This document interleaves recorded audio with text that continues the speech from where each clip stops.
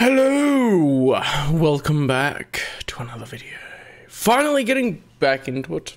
Thought I'd start off with a recent announcement of KOTOR 2 for the Nintendo Switch.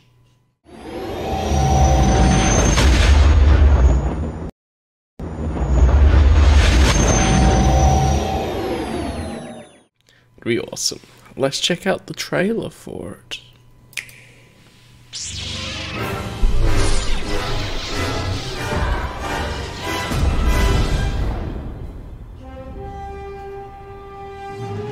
These Sith, they seek the death of all Jedi.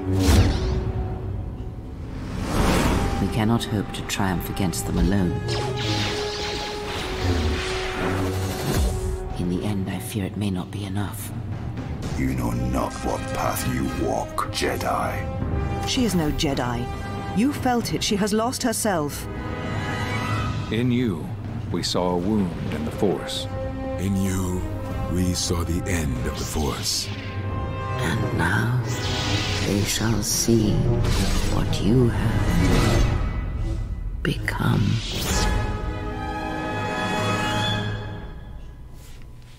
So that's really cool as well, and I hadn't watched the trailer before, so I didn't know that. I mentioned that the Resort Content mod in the trailer was coming as DLC, but I was on Twitter when they announced it on Asper's account that they were saying the Resort Content mod will be available as DLC for those that play it. Also, one of the other things that stands out to me was that it's they use in-game for most of it, but for this section, that is new. That is new. And that is in the same style that they did the teaser for the Knights of the Old Republic remake, which Asper's also doing, so it's interesting to see. Amongst all of the older graphics that you can obviously see in the other parts for the trailer, they added in something new, graphics-wise. Very cool. The big thing, I think, for me with this is they're putting the Restore Content mod as DLC. What I would like to have an option of, and I don't know, I haven't done much as far as DLC goes on the Nintendo Switch, is if they have an option to turn off and on the Restored Content mod for it, because that would be a much better way to have an option of going it. If you only have KOTOR 2 on the Switch, because that's how you get it, how do you know what the changes are going to be with the Restore Content mod, which use some game files, if you don't know, and pretty much tried to finish off the game that was released before it could be completely finished because of the deadline? And I missed a lot of content there as far as what they wanted to portray. I think there was a question of if having the Restore Content mod as DLC makes everything that was in the Restore Content mod canon to the expanded universe.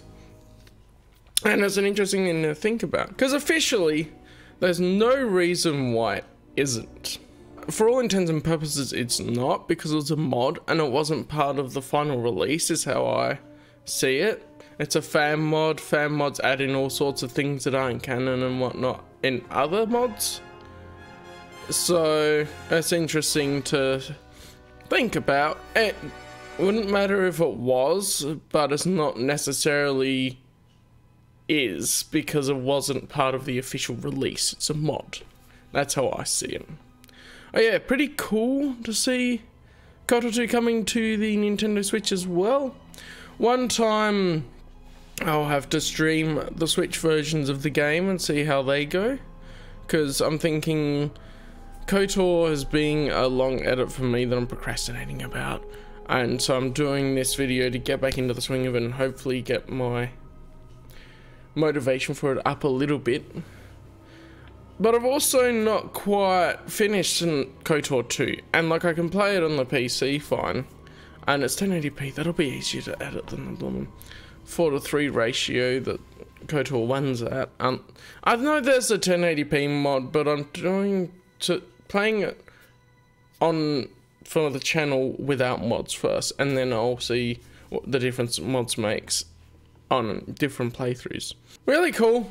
I recommend getting it. Support the expanded universe, of course, and it bodes well as a bit of an indicator, because we've really heard not much about the KOTOR remake, that they're including the restored content mod, and they actually pay enough attention to what's going on with the games and stuff that they know the people want restored content mod. Maybe if they do a KOTOR 2 remake, they can add in all the stuff from the restored content mod and actually finish off and talk to the original developers and say, oh look, you wanted to do this, okay, we're going to add that in. That is a thing that could be good in a KOTOR 2 remake versus a remaster, which would just be the unfinished product. Well, I say unfinished. It was still a full game and everything, but a lot of stuff was cut out that they wanted to put in. So yeah, it could be really cool if the KOTOR remake does well to do a KOTOR 2 remake. I guess we'll have to see when it comes out how many people buy it and what happens there. But yeah, I think that's pretty much it. So thank you guys for watching. Let me know what you think down in the comments below. And I'll see you in the next video. Hey,